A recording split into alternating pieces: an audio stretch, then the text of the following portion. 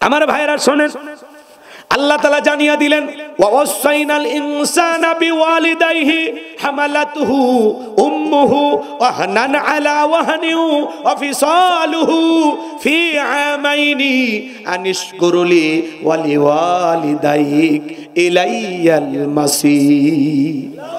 আল্লাহ তাআলা বলেন, আমি তো মানুষকে নির্দেশ দিয়েছি তারা যেন মাতা পিতার সাথে সদাচরণ করে, উত্তম ব্যবহার করে।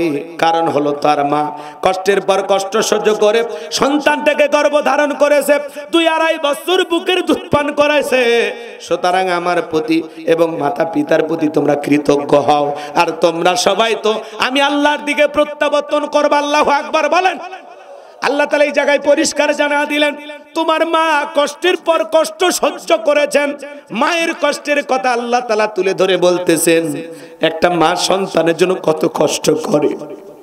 সন্তান যখন মায়ের পেটে চলে আসে 3-4 মাস খাইতে পারে না, মার বমি বমি হয়। 6-7 মাস যখন আস্তে আস্তে সন্তানটা মায়ের পেটে বড় হয়, 7 মাস 1 দিন যখন হয়ে যায়, আপনি আমি মায়ের গর্ভে যেই জায়গাতে তার থাকি, এই জায়গাটা মাত্র 10 ইঞ্চি। এ বাজান 7 মাস 1 দিন পরে সন্তানটার এই জায়গা পরিপূর্ণ হয়ে যায়। তখন আল্লাহ তাআলা কি করেন, সন্তানের 2টা পাপ মার কলিজার সাথে লাগায়া দেয়। সন্তান যত বড় হয়, সন্তানের 2টা পায়ের সাথে মার কলিজাটা তত উপরে উঠতে থাকে। আমার ভাইয়েরা, ডাক্তারি গবেষণায় বলা হয়েছে বাজান, যেই সন্তান সবচাইতে কম মায়ের পেটে নাড়াচাড়া করে, ওই সন্তানটা মায়ের গর্ভে থাকা অবস্থায় 4,500 বার মায়ের কলিজায় লাথি মারে। আজকে এই দুনিয়ার জমিনে সবচাইতে অবহেলিত হলো মা বাবা। 95% ফ্যামিলির দিকে তাকায় দেখেন বাজান, পিতামাতার সাথে আমাদের ভালো ব্যবহার না। আমি আপনাদের কাছে 5 থেকে 10টা মিনিট চেয়ে নিলাম বাজান, এরপরে আমি অন্য পয়েন্ট নিয়ে আলোচনা করব, নতুন কোন বিষয় আপনাদেরকে শোনাবো বাজান। দিলটা নরম করে গুনাহগারের কথাগুলো শুনে যান। 8-9 মাস যখন হয়ে যায়, মার পেটটা তরমুজের মতো বড় হয়ে যায়। মা ঘুমাইতে পারে না, সারা রাত জাগায়া জাগায়া কাটায় দেয়। যে মা সন্তান পেটের ভিতর নিয়ে ঘুমাইতে পারে না, সারা রাত জায়গা নফল নামাজ পড়লে যে সব হয়, মায়ের আমল নামায় আমার আল্লাহ সেই সব লিখে দেয়। ডেলিভারির সময় যখন চলে আসে, গভীর নিশীথে মা বাবার 2টা পা জড়ায়া কান্দে। বাবার পায়ে যখন মার পানিগুলো স্পর্শ করে, মায়ের চোখের পানি দিয়ে যখন বাবার পাটা ভিজে যায়, বাবা ঘুম থেকে উঠে ডেকে বলে, বিবি এত রাত্রিতে কেন তুমি কান্না করো, কি হয়েছে তোমার? ডেকে বলে, স্বামী, কত মহিলা সন্তান জন্ম দেখে মারা যায়, আমার বড় ভয় করে গো স্বামী, আমি যদি মারা যাই, এই জন্য বড় ভয় লাগে। দীর্ঘদিন আপনার সংসার করলাম গো স্বামী, বলবে তুমি মাফ করে দেন। এই নেন সংসারের চাবি, বুঝায়া দিলাম, বেঁচে থাকলে আবারও দেখা হবে, আমি বাবার বাড়িতে চলে গেলাম। এই কথা বলে মা চলে যায়। প্রসবের যখন ব্যথা ওঠে, প্রসবের কি যে যাতনা, কি যে কষ্ট, কি যে ব্যথা, দুনিয়ার মা ছাড়া কেউ বুঝবে না বাজার। প্রসবের যাতনায় মা দাঁত মুখ কামড়ায়, চোখের পানি ছেড়ে দিয়ে কাঁদে। নবীর এক সাহাবী মাকে কাঁধে করে নিয়ে খানায় কাবা তওয়াফ করে। আমার নবী ডেকে বলে, সাহাবী তোমার কাঁধে কে? বলে, হুজুর আমার মা।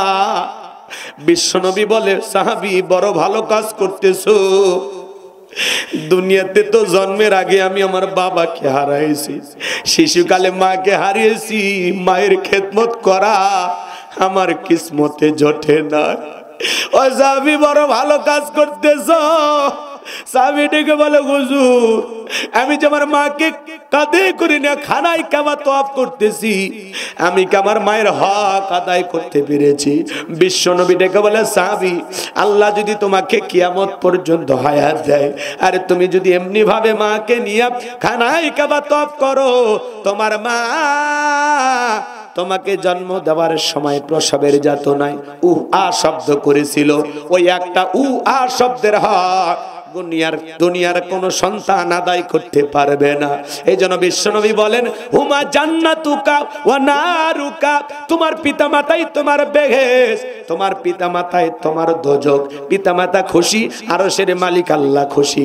পিতামাতা বেজার, আরশের মালিক আল্লাহ বেজার।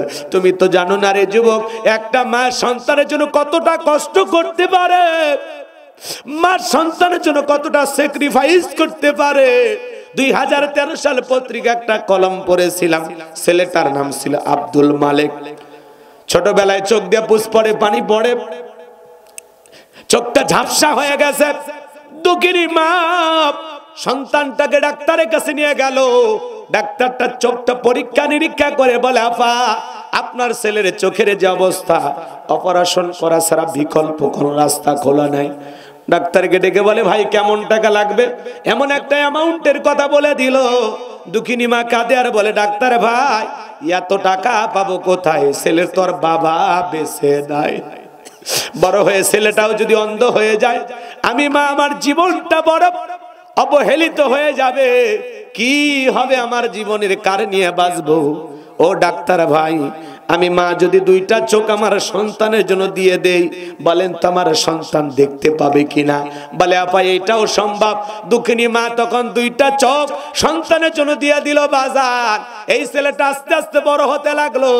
পরীক্ষার সময় যখন পরীক্ষা দেবে, মা দুধের গিলাস নিয়ে ছেলের সামনে চলে গেল। সন্তানটা ডেকে বলে মা বেশি ঘন ঘন তুমি আমার সামনে আসবে না, তোমার চোখ দিয়ে পুষ পরে, পানি পরে মা, তোমার চোখের রোগটা আমার চোখেও পার হতে পারে। দুঃখিনী মা মনে বড় কষ্ট পাইল, মনের ব্যথা মনে জমায় রাখলো, দুনিয়ার কাউরে কিছু বলল না। ছেলেটা যখন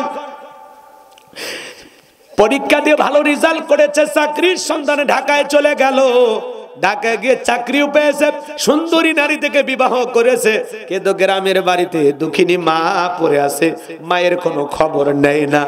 এইভাবে বছরের পর বছরে কেটে যায়। দুঃখিনী মা টেনশনে পড়ে গেল, এই দুনিয়ার জমিনে হয়তো আমি বেশি দিন বাঁচবো না, শরীরটা আমার ভালো যাচ্ছে না। এইবার মা অনেক কষ্ট করে বন্ধু বান্ধবের কাছ থেকে ঠিকানা সংগ্রহ করে ঢাকায় চলে আসলেন। ছেলের বাড়ির দরজায় যখন দারোয়ানকে পরিচয় দিলেন, আমি আব্দুল মালিকের মা। দারোয়ান গেটটা খুলে দিল। বাড়ির ভিতরে প্রবেশ করা মাত্রই সন্তান মাকে দেখা মাত্র দৌড়ে চলে আসছেন। এসে বলে মা কেন তুমি আমার শ্বশুর বাড়িতে আসছো? বা শ্বশুর শাশুড়ি দেখলে পরিচয় দিতে পারবো না, বিবি দেখলেও পরিচয় দিতে পারবো না। এই কথা বলে কিছু টাকা পকেট থেকে বের করে দুঃখিনী মায়ের হাতে তুলে দেয় আর বলে মা এই টাকাটা নাও। হঠাৎ করে স্ত্রী কোথা থেকে চলে আসলো আর স্বামীকে ডেকে বলে কি ব্যাপার, এই সেরা শাড়ি পরা মহিলাটা তোমার কে হয়? ডেকে বলে এইটা হলো আমার গ্রামের বাড়ির কাজের মহিলা, এই মহিলাটা আমার গ্রামের বাড়ির কাজের মহিলা।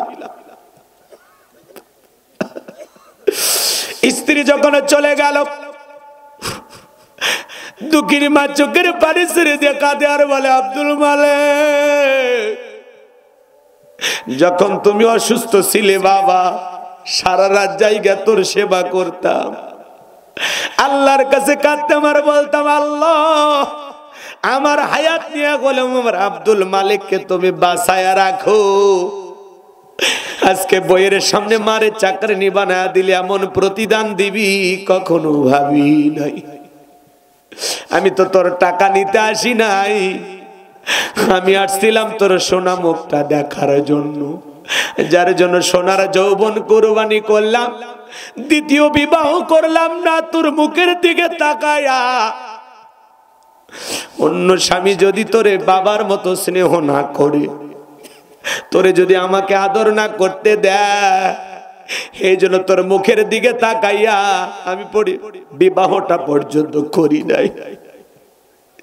এই নে তোর টাকা তুই পকেটে রাখ বাবা, আমি মা আমার টাকার কোনো প্রয়োজন নাই, আমি তোর মুখটা দেখার জন্য এসেছিলাম রে বাবা, আমার শ্বাস মিটে গেছে, কোনোদিন মায়ের পরিচয় নিয়ে আর তোর দুয়ারে দাঁড়াবো না।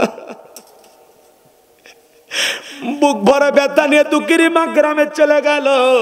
কিছুদিন পরে বিনা চিকিৎসায় মা যখন মারা গেল, ওই ছেলেটা চাকরির প্রমোশন এলাকায় চলে আসছে।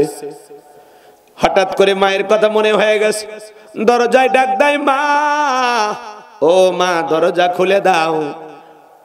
মায়ের বসবাস করার খাঁচাটা পড়ে আছে, কিন্তু মা নামের পাখিটা উড়াল দিয়ে চলে গেছে। পাশের বাড়ির চাষির ঘুম ভেঙে গেছে, কে বা তুমি? মা মা বলে ডাক দাও। ছেলেটা বলে, চাষি আমারে চেনো না, আমি আব্দুল মালিক, আমার মা কোথায়? বলে, আসলি যখন বাবা, এত দেরি করে কেন আসলি? তোর মা তো কয়েক বছর আগে মারা গেছে, অন্ধকার কবরে চলে গেছে। ছেলেটা হাউমাউ করে কাঁদে আর বলে, চাচি এইটা কি শোনাইলেন? আমার মা বেঁচে নাই। বলে, না রে বাবা না। আব্দুল মালিক বলে, চাচি দেখা দেন না আমার মার কবরটা কোথায়? যখন মার কবরটা দেখা দিয়েছে, মার কবরের মাটি ধরে হাউমাউ করে কাঁদে আর বলে, মা এত বড় বেয়াদবি করলাম, একটা বার ক্ষমা চাওয়ার সুযোগ দিলি না।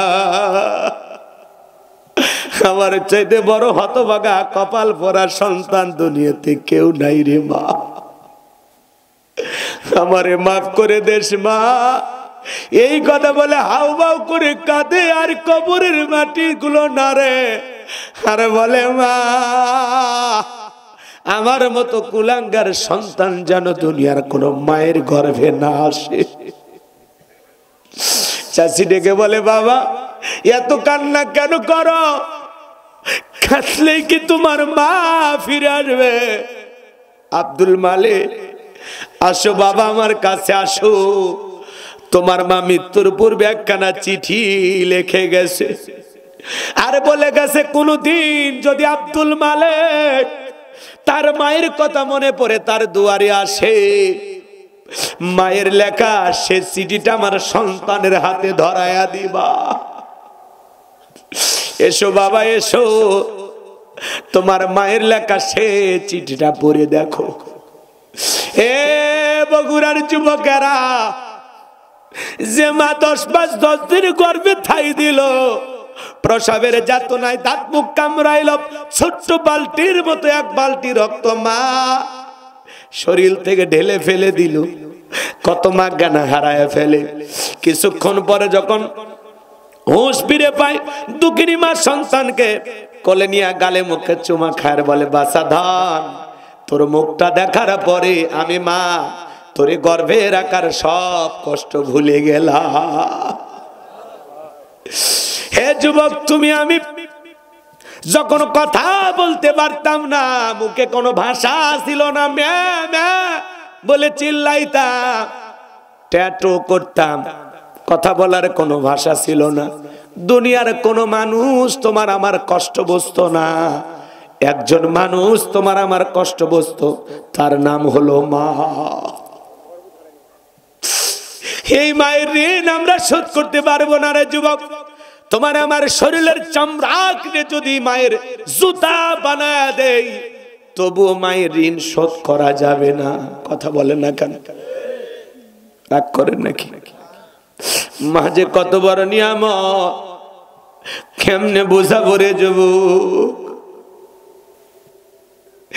যে মায়া তো কষ্ট করলো আমাদের জন্য, সেই মা বাবার মনে কখনো কষ্ট দিবা না। কোন কোন যুবক আছো পিতা মাতার খেদমত করবা, তাদের দোয়া নিবা, দুইটা হাত তুলে আল্লাহকে দেখাও। কথা বলেন না কেন ভাই? মা বাবার সাথে বেয়াদবি করো না। মা বাবার ভালোবাসা নিঃস্বার্থ ভালোবাসা, তাদের ভালোবাসার মধ্যে কোনো স্বার্থ থাকে না। কথা বলে ঠিক কিনা?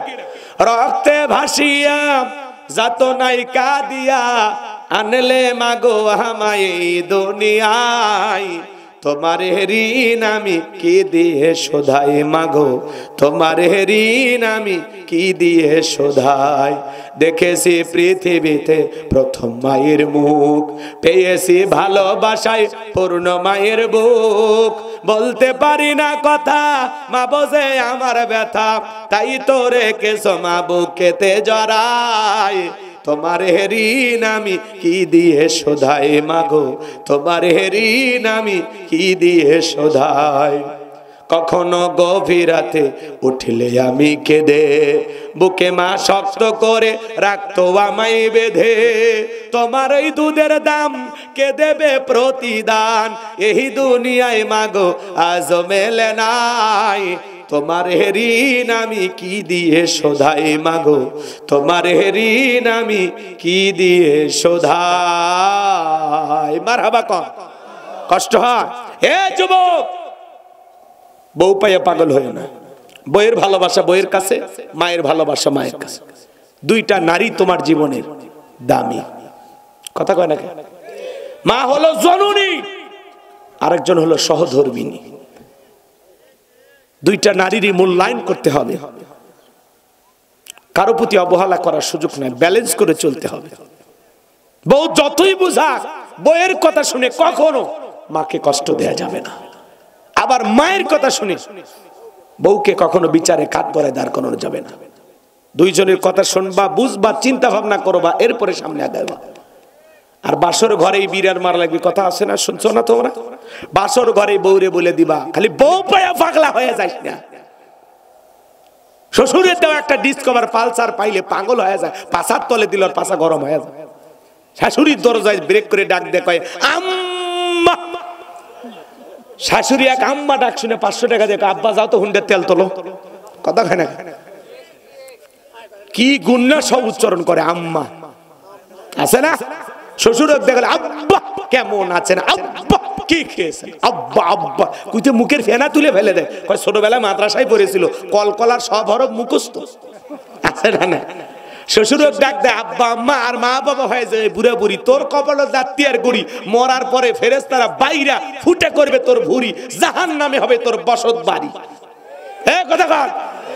যে সন্তান রাগান্বিত হয়ে মা বাবাকে বাড়ি থেকে তাড়ায় দেয়, মা বাবাকে বৃদ্ধাশ্রমে পাঠায় দেয়, ওই সন্তান মা বাবাকে আলাদা করে দেয়নি, নিজের ভাগ্য থেকে জান্নাতকে আলাদা করে দেয়। খবরদার, মা বাবার সাথে খারাপ ব্যবহার করবে না।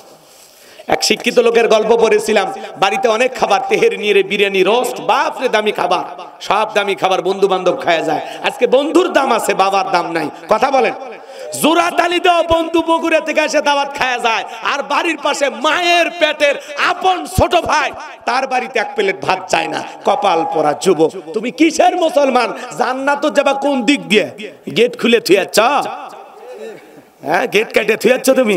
হ্যাঁ, বাড়িতে মা বাবা না খায় থাকে, পীরের দরবারে গরু নিয়ে দৌড়াই। শ্বশুর শাশুড়ি মহব্বত বজায়, শ্বশুর শাশুড়ি সেবা করতে হবে, ভালোবাসা দিতে হবে, যত্ন করতে হবে, এটা ভিন্ন কথা। স্ত্রীর বাবা মা হিসেবে যতটুকু প্রাপ্য সম্মান সেটা দিবা, তবে মা বাবার চাইতে কম না বেশি? কম। কথা কয় না কে? আজকে শ্বশুর শাশুড়ি পায় পাগল হয়ে যায়, একটা 5-4 ডিসকভার 1 লাখ 1.5 লাখ টাকা যৌতুক পায় পাগল হয়ে গেলি। আরে বেঈমান, আরে স্বার্থপর, তোরে 22 বছর 25 বছর লালন পালন করতে গিয়ে ওইরকম 10টা 15টা পালসার ডিসকভারের টাকা তোর পেছনে খরচ হয়ে গেছে রে। এই বেঈমান, কেমনে ভুলে গেলি? কেমনে? ঠিক আসতে কোশ্চেন বেটা, তোর যে 22 বছর বয়স, এতদিন পর্যন্ত লালন পালন করতে টাকা খরচ হয়নি? হ্যাঁ, রেডিমেড আব্বা আম্মা পায় পাগল হয়ে গেছো। আমি বলতেছি অবশ্যই তাদের মূল্যায়ন করতে হবে, কিন্তু মা বাবার চাইতে বেশি না। কথা কর, 12:30 বাচ্চা তো তোর কি হচ্ছে? কাগজ টাইম দেওয়া আছে, চলে যা। কিসের দুইটা ওয়াজ শেষ করে তারপরে যাবে? রাগ করতেছেন আপনারা? তাহলে মা বাবার মনে কষ্ট দেওয়া যাবে? শোনো, একটা ভাঙ্গা প্লেটে কিছু একটু খাবার দিয়ে ছোট ছেলেকে বলতেছে, যাও এটা তোমার দাদু ভাইকে দিয়ে আসো। এখনকার বাচ্চারা তো কম্পিউটার, জন্ম হয় এক একটা নাসা বিজ্ঞানী। শোনেন, তখন বলতেছে আব্বা এই ভাঙ্গা প্লেটে একটু খাবার, ব্যাপারটা কি? আমরা তো ভালো খাইলাম, তো দাদুর জন্য এই খাবার। তখন বলতেছে তোর দাদুর বয়স হয়ে গেছে, এই খাবারে চলবে, যা। তখন বলতেছে আব্বা তাহলে আমি এই প্লেটটা রেখে দিই, দাদুর মতো যখন আপনার বয়স হবে তখন এই প্লেটে করে আমিও আপনাকে খাইতে দেব। বিবেকের দরজা খুলে গেছে। তখন শিক্ষিত মানুষ, বিবেকের দরজা খুলে গেছে, ভাঙ্গা প্লেটে সব খাবার ফেলে দিয়া সন্তানকে বুকে জড়ায় বলে, বাবা কলেজ বিশ্ববিদ্যালয়ে যা শিখতে পারি নাই, আজকে তোর কাছে তাই শিখলাম। বাবাকে ফেলে দিয়েছিল যে স্টোর রুমে, ভাঙ্গা রুমে, সেখান থেকে তুলে নিয়ে যা দামি বিল্ডিং এ তুইলা বাবাকে গোসল করায়, আদর করে পোশাক পরায় দিতেছে। বিবি তখন বলতেছে কি ব্যাপার? বৃদ্ধ মানুষটাকে আবার উপর তুললেন, ব্যাপারটা কি? তখন বলতেছে এই আজ থেকে আমরা যা খাবো বাবা তাই খাবে, আমরা এই রুমে ঘুমাবো, পাশের রুমে বাবা ঘুমাবে, বাবার সাথে চুল পরিমাণে বেয়াদবি করা যাবে না। মনে রাখবি, আমার বাবার সাথে যদি করিস বাড়াবাড়ি 1 2 3 পাঠায় দিব বাপের বাড়ি। এ কথা কয় না কে? বাসর ঘরে বউকে ডাইরেক্ট বলে দিবা, শোন ময়না কলিজা জান টুকরা তুই আমার সব, তোর কাছে আমার একটাই দাবি, পিতা মাতা যতদিন বেঁচে আছে এক পাতিলে রান্না হবে, পাতিল আলাদা করার জন্য কোনোদিন যেন হরতাল করিস না। আর ওই দিন যদি হরতাল ডাকিস তো তোক তালাক দিয়ে হারাটা নিয়ে আসবি।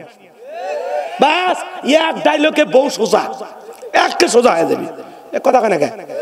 কিন্তু ওই মদন বউ পায়া পাগলা হয়ে গেছে, সেলফি তোলা নিয়ে ব্যস্ত, ভিডিও করা নিয়ে ব্যস্ত। এ কথা কেন কে? কি আছে ওইরকম বউ বউ পাওয়া যায়, বউ তৈরি করে নেবি। মেয়ে মানুষ ভালোবাসার পাগল, পুরুষ যদি মেয়ে মানুষ সোজা না করে ব্যাপারে কারা সোজা করবি? কি কর সোজা করা যাবি না, পাগল হয়ে যাবে আপনার জন্য। যা বলবেন তাই শুনবি, 3 দিন না খায় থাকবি আপনি বাড়িতে না এলে। হ্যাঁ কথা কয় না কে? কি ভালোবাসেন কথা কয় না কে? জীবন চলে যাবি তো আপনাকে ছাড়বি। রাগ করেন নাকি আপনারা? এই জন্য ভাইয়েরা আমার আপনাদের উদ্দেশ্যে বলে যাই, বাজান গভীর মনোযোগ দিয়ে কথাগুলো শুনবেন। বইয়ের ভালোবাসা বইয়ের কাছে, মায়ের ভালোবাসা মায়ের কাছে। খবরদার খবরদার, এই 2 জন মহিলা যেন আপনার দ্বারা অবহেলিত না হয়। বিবিকে ভালোবাসতে হবে, এটা আপনার ছেলের মেয়ের মা। কথা কয় না কে? কে ওগুলো? আপনার স্ত্রী পেট থেকে বাচ্চা কাচ্চা হয়েছে না, তার মানে কি আপনার স্ত্রী আপনার সন্তানের কে মা, আর মূল্যায়ন করা লাগবে। কিন্তু ওই যে বাসর ঘর থেকে আস্তে আস্তে ভালোবাসা দিয়ে আদর দিয়ে সুন্দর সুন্দর কথা বইলা আপনার মনের মতো তাকে তৈরি করতে হবে। মেয়ে মানুষ মমের মতো, ভালোবাসা দিলেই সব ঠিক। কথা কয় না কে? আপনার মায়ের বিরুদ্ধে নানান অভিযোগ দেয়, বাদ দাও তো, বয়স হয়ে গেছে, বাদ দাও শোনা, বাদ দাও বাদ দাও, আমি আছি না তোমার জন্য, আমার মা বয়স হয়ে গেছে, 2-1টা মেনে নাও। কথা কয় না কে? ব্যাস আপনার বউ ঠান্ডা হয়ে যাবে। ব্যালেন্স করে চলে। আপনার বউ মা যখন বলতে চায় তোর বউ এটা করছে ওটা করছে, বাদ দেন মা, বাচ্চা কাচ্চা মানুষ, পাগলি, ওটা কি বিয়ে করছি মা, বলে কই না মা, বাদ দেন তো, বাদ দেন মা, বাদ দেন। কথা কয় না? হ্যাঁ এইভাবে বুঝেন লাগবে, ব্যালেন্স করে চলবেন।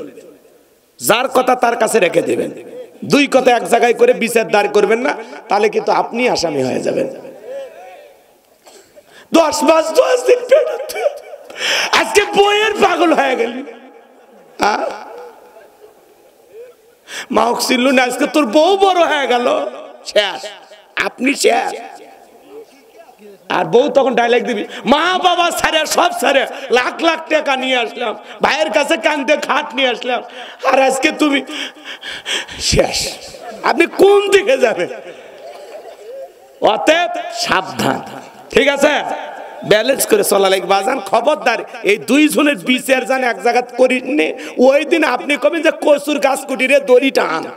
অতএব বিচার জান করবে যাই না, ঘরে বুঝাবেন। মা যত কথা বলবেন মারে ঠান্ডা রাখার চেষ্টা করবেন, আর বউকে বুকে টেনে আদর করে ভালোবেসে বলে দিবেন যে সোনা ভুলে যা তো সব, আমি তো তোর জন্য আছি। কথা কয় না কে? ঠিক হয়ে যাবে সব। আল্লাহ বোঝার তৌফিক দান করুক। আর বইয়ের কথা খবরদার, মা বাবাকে আলাদা করবেন না। বইয়ের কথায় মা বাবার জন্য খরচ বন্ধ করবেন না, ভাই বোনের জন্য, রক্তের আত্মীয় স্বজনের জন্য খরচ বন্ধ করবেন না। বউ যতই বুঝাক আপনার ভবিষ্যৎ আছে, এ আছে সে আছে, তার আরো ছেলে মেয়ে আছে, তারা দেখবে, সব দায়িত্ব কি তোমার। যতই বলুক বইয়ের কথা শুনবেন না, তলে তলে ঠিকই খরচ করবেন। আপনার বউ যেন টের না পায়, আর টের পেলেও যদি বলে তোমার যে এত বুঝে, তোমার মাথা ঢোকে না, আজকে 2 পা আছে, তোমার পা 4 পা হলো, ভবিষ্যতে 6 পা হবে, 8 পা হবে, 12 পা হবে, তোর পায়ের হিসাব করতে থাক। এই পাগলির কথা শুনে খবরদার মা বাবার খরচ বন্ধ করবেন না। পিতামাতা খুশি, আরশের মালিক খুশি। পিতামাতার জন্য খরচ করলে সম্পদ কমে না বাড়ে? আল্লাহ বাড়ায় দেয়। কথা ঠিক না? মা বাবা খাইলে সম্পদ কমে না বাড়ে, ভাই বোন খাইলে সম্পদ কমে না বাড়ে। কথা বইয়ের কথা শুনে আপনি পিতামাতার জন্য খরচ বন্ধ করে দেন, কপাল ভরা। আল্লাহ যেন হেদায়েত দান করে। জোরে বললাম আমি। যেই নারীর আওয়াজ শুনতেছেন মা শুনে যান। আপনি যদি আপনার স্বামীর হায়াত আর স্বামীর সম্পদ বৃদ্ধি করতে চান, তাহলে অবশ্যই তার মা বাবাকে খরচ করতে উৎসাহ দেবেন, বাধা দেবেন না। ওই স্ত্রী উত্তম যে স্ত্রী তার স্বামীকে বলে, খবরদার তুমি তোমার মাকে কষ্ট দিবা না, কারণ আমিও একদিন মা হব। কোন শাশুড়ি যদি বলে যে না ছেলের বউ এটা বউ না, ওটা আমার মেয়ে, নিজের মেয়ে মনে করে তার ছোট ছোট ত্রুটিগুলো যদি মাফ করে দেয়, মেয়ে সুলভ আচরণে তাকে ভালোবেসে বুকে টানে, আর প্রত্যেকটা বেটার বউ ডিজিটাল নারীগুলো যদি মনে করে ওইটা আমার শাশুড়ি নয়, ওইটা আমার মা, মা দুইটা বকা দিলে যদি হজম করে, ওইভাবে যদি শাশুড়ি দুই একটা কথা কানের মধ্যে না নিয়া ওইটা যদি রাস্তাঘাটে ফেলাইয়া দাফন করিয়া ঘরের ভিতরে যা আনন্দে বাতাস খাইতো, তাহলে দেখতেন এই বউ শাশুড়ির যুদ্ধ সংসারে থাকতো না। শাশুড়ির উচিত ছেলের বউকে নিজের মেয়ে মনে করা, আর বউ মার উচিত নিজের শাশুড়িটাকে নিজের মায়ের মতো ভালোবাসা। আল্লাহ যেন আমার মা বোনদেরকে সহি বুঝ দান করেন। চিল্লা বলেন আমিন। আর একটু জোরে বলেন আমিন। যতই ওয়াজ করেন, কয় হুজুর যতই করেন, আমার শাশুড়ি যে খারাপ কটকটির মতো, এরা কে বুঝাবে? হ্যাঁ, এক মহিলা ডাইরেক্ট স্লিপ পেটে দিছে, হুজুর আপনি তো জানেন না আমার শাশুড়ি সেই খারাপ। তাই আমি বলতেছি, আপনি কি শাশুড়ি একদিন হবেন না? অতএব আপনি আপনার শাশুড়ির সাথে ভালো আচরণ করেন, আপনার ছেলের বউ আপনার সাথে ভালো ব্যবহার করবে। তাছাড়া ওই যে গাও ঘুষে দেওয়ার গল্প শোনেননি? বলে বউ মা না পিঠটা ঘুষে দাও, তখন বলতেছে মা আমি তো হাত দিয়ে ঘুষবার চাই, কিন্তু আমার খালি পা ওঠে। ওই যে নদীর বাতার গোসল করা গল্প শোনেননি বাজান? কথা কয় না গো। তখন বলতেছে বৌমা আমি আমার শাশুড়িকে পা দিয়ে রাগ করে ঘুষে দিয়েছিলাম, ওইটা আমার প্রাপ্য, তুমিও পাও দিয়ে ঘুষে দাও। অতএব ধার কিন্তু শোধ যাবে, পাওনা থাকবে না, বাকির খাতা ক্লোজ করে আল্লাহ দুনিয়ার থেকে বিদায় করবে। অতএব হাল খাতা যেন আপনার না হয়, এজন্য ভালো হয়ে যান। আল্লাহ নারীদের হেদায়েত দান করুন। চিল্লা বলেন আমিন। যুবকদেরকে আল্লাহ সঠিক বুঝ দান করুন। জোরে বলেন আমিন। তাহলে মা বাবার মনে কষ্ট দেওয়া যাবে না, তাদের দোয়া নিতে হবে। তাদের দোয়া নিলে রিক্সা চালক ভ্যান চালক থেকে আল্লাহ কোটিপতি বানায় দিবে। আর পিতা মাতা বদদোয়া করলে 10 তলা বিল্ডিং থেকে রাস্তার ভিক্ষুক বানায় তো আল্লাহর সময় লাগবে। মাঝে মাঝে অভাব হয়, পিতা মাতার কাছ থেকে ফু নেন, পকেটে ফু নিবেন, আব্বা আম্মা ফু দেন, তো ফু দেন। এ হাসে রে, আমি নেই। আমি হুজুর দোয়া করে ফু দিলে পানিতে কাজ হইতে পারে, নাও হইতে পারে। তোমার মা বাবা কিচ্ছু জানে না, এমনি যদি ফু দেয়, আমি হুজুরের চাইতে ওই পানি খালি বেশি কাজে লাগবে। কথা কয় না? পিতা মাতারা খেদমত করবো ইনশাআল্লাহ। আমাদের দ্বারা যেন আমাদের মা বাবা কখনো কষ্ট না পায়। ওয়াকাদা রাব্বুকা আল্লা তা'বুদু ইল্লা ইয়্যাহু ওয়া বিল ওয়ালিদাইনি ইহসানা। আল্লাহ বলে আমার ইবাদত করো, আমার গোলামি করো, আমার ইবাদতের সাথে কাউকে শরীক করো না। আমার ইবাদতের পর তোমাদের দায়িত্ব হলো মাতা পিতার খেদমত করা, তাদের সাথে উত্তম আচরণ করা, মা বাবার মনে কষ্ট দেওয়া যাবে না। আল্লাহ বলেন ওয়াকুল্লাহুমা কাউলান কারীমা, সম্মানসূচক আচরণ করো, নম্র ভদ্র হয়ে পিতামাতার সাথে কথা বলো, নরম মেজাজে কথা বলবো ইনশাআল্লাহ। এই পৃথিবীর জমিনে আপনি যদি আদর্শ বাবা হতে চান, সন্তানদেরকে আদর্শ মানুষ হিসেবে করে তুলতে চান, সন্তানদের সাথে কি ব্যবহার করবেন, কি কথা বলবেন, কি আচরণ করবেন, কোনটাতে সন্তানকে সতর্ক করবেন, সাবধান করবেন। লোকমানে হাকিম তার সন্তানদেরকে একত্রিত করে কিছু উপদেশ দিয়েছিল। এই লোকমানে হাকিমের কথাগুলোকে আল্লাহ তাআলা এত পছন্দ করলেন, লোকমানে হাকিমের সেই কথাগুলোকে কোট করে কোরআনুল কারীমের ভিতরে তার নামে একটি সূরা নাজিল করলো। বলুন আল্লাহু আকবার। আপনারা কি আদর্শ বাবা হতে চান? বলেন চান? শোনেন, সন্তানকে যদি আদর্শ সন্তান হিসেবে গড়ে তুলতে চান, আপনি যদি আদর্শ মানুষ হিসেবে গড়ে তুলতে চান, আপনি যদি আদর্শ বাবা হতে চান, সন্তানকে আদর্শ সন্তান হিসেবে গড়ে তুলতে চান, তাহলে লোকমানে হাকিম তার সন্তানদেরকে যে 12টি উপদেশ দিয়েছিলেন, প্রত্যেকটা বাবার উচিত সন্তানকে 12টি উপদেশ দেয়া। কথা বলেন ঠিক কিনা? এবার শোনেন, মন দিয়ে কথাগুলো শুনবেন। লোকমানে হাকিমের চেহারা ছিল কালো, লোকটা ছিল খাটো, ঠোঁটগুলো ছিল মোটা, অন্তরটা ছিল এতটাই ভালো, তার জবানের কথাগুলো আল্লাহর কাছে এতটাই পছন্দ হলো, আল্লাহ তাআলা লোকমানে হাকিমকে স্মরণীয় করে কিয়ামত পর্যন্ত মানুষের কাছে রেখে দিল। বলুন আল্লাহু আকবার। এজন্য চেহারা সুন্দর হইলে যে আপনি এগিয়ে যাবেন এমনটা না। অনেক কালো মানুষও এগিয়ে যেতে পারে গুণের কারণে। কথা কয় না কে? কথা বোঝেন? এই লোকমানে হাকিম ছিল একজন রাখাল, কৃতদাস, মানুষের বাড়িতে ছাগল চড়াইতো। একজন রাখাল ছাগল চড়াইতো, সেই মানুষকে আল্লাহ ভালোবেসে কোন জায়গায় মর্যাদা দিলেন? চিন্তা করা যায়? তাহলে আপনি আমিও যদি লোকমানে হাকিমের মতো মালিকের দাসত্ব আর গোলামি সঠিকভাবে করতে পারি, আপনার আমার সম্মান মর্যাদা বাড়িয়ে দিবেন তিনি কে? এই জন্য আল্লাহ রাব্বুল আলামিন বলেন, ওয়ালাকাদ আতাইনা লুকমানাল হিকমাতা আনিশকুর লিল্লাহ ওয়া মান ইয়াশকুর ফাইন্নামা ইয়াশকুরু লিনাফসিহি ওয়া মান কাফারা ফাইন্নাল্লাহা গানিয়্যুন হামিদ। আল্লাহ রাব্বুল আলামিন বলেন, আমি লোকমানে হাকিমকে হিকমত দিয়েছিলাম, জ্ঞান দিয়েছিলাম এবং বলেছিলাম, লোকমান তুমি আমার শুকরিয়া আদায় করো। লোকমানে হাকিম আল্লাহ তাআলার শুকরিয়া আদায় করেছিলেন, আল্লাহ তাআলার কৃতজ্ঞতা আদায় করেছিলেন। এতে লোকমানে হাকিমের সম্মান মর্যাদা কমেছে না আল্লাহ বাড়িয়ে দিয়েছে? এরপরে আল্লাহ রাব্বুল আলামিন বলেন, যে শুকরিয়া আদায় করে সে তার নিজের জন্য আদায় করে, আর যারা শুকরিয়া আদায় করে না তাদের জেনে রাখা উচিত আমি আল্লাহ অমুখাপেক্ষী, আমি আল্লাহ নিজেই প্রশংসিত। বলুন সুবহানাল্লাহ। তার মানে কি বুঝলেন আমার ভাইয়েরা? লোকমান হাকিম আল্লাহ তাআলার শুকরিয়া আদায় করার কারণে আল্লাহ তার মর্যাদা বাড়িয়ে দিয়েছেন। আপনি আমিও যদি আল্লাহ তাআলার শুকরিয়া আদায় করি, আল্লাহ তাআলা আপনার আমার মর্যাদাও বাড়িয়ে দিবেন। এজন্য আল্লাহ বলতেছেন, যারা শুকরিয়া আদায় করে এতে তার নিজেদের লাভ, আমার আল্লাহর কোনো লাভ নাই। আর যারা শুকরিয়া আদায় করে না তাদের জেনে রাখা উচিত আল্লাহ অমুখাপেক্ষী, আল্লাহ কারো মুখাপেক্ষী নন। আল্লাহুস সামাদ, তিনি কারো মুখাপেক্ষী নন। আল্লাহু আকবার বলেন। আমরা সবাই তার মুখাপেক্ষী, তিনি কারো মুখাপেক্ষী নন। মনে থাকবে তো ইনশাআল্লাহ? প্রত্যেকটা কথা দলিল ভিত্তিক, আয়াত ভিত্তিক, মন দিয়ে শুনলে ভালো লাগবে। আর যদি বলেন না হুজুর একটু কানে হাত দেন, কিছু একটু বলেন, তাহলে সমস্যা। তাফসীরুল কোরআন মাহফিল লিখেছেন, আমাদের দায়িত্ব এসে গেছে কিছু কথা আপনাদেরকে বুঝানো, এবং এখান থেকে যেন আপনার জীবনটা পরিবর্তন হয়, কিছু শিক্ষা নিতে পারেন, কিছু আমলের কথা নিতে পারেন। কথা বলেন ঠিক কিনা? রাত গভীর হওয়ার কারণে আমি লোকমান হাকিমের সেই ঐতিহাসিক ঘটনা কাহিনীগুলো তুলে ধরতে পারতেছি না, কারণ ওইগুলো ওয়াজ করতে গেলে 1.5-2 ঘন্টা লাগবে। শুধুমাত্র আয়াতের ব্যাখ্যাগুলো আমি আপনাদেরকে শোনাবো ইনশাআল্লাহ। তাহলে লোকমান হাকিমকে ইলম আর জ্ঞান দিয়েছিলেন কি? আমাদেরকেও জ্ঞান দান করার মালিক কি? ক্বালু সুবহানাকা লা ইলমা লানা ইল্লা মা আল্লামতানা ইন্নাকা আনতাল আলিমুল হাকিম। আমাদের কোনো জ্ঞান নাই, জ্ঞান দেওয়ার মালিক আল্লাহ। লোকমানে হাকিমকে আল্লাহ তাআলা ইলম দিয়েছিলেন, জ্ঞান দিয়েছিলেন। সুবহানাল্লাহ বলেন। এই জন্য আমার ভাইয়েরা, তামাম পৃথিবীর মানুষগুলো যদি আল্লাহকে আল্লাহ বলে ডাক দেয়, আমার আল্লাহর সম্মান মর্যাদা বাড়ে না। আবার তামাম পৃথিবীর মানুষগুলো যদি আল্লাহকে আল্লাহ বলে না ডাক দেয়, আমার আল্লাহর সম্মান মর্যাদা কমে না। আপনি ডাকলেও আমার আল্লাহ আল্লাহ, না ডাকলেও আমার আল্লাহ আল্লাহ।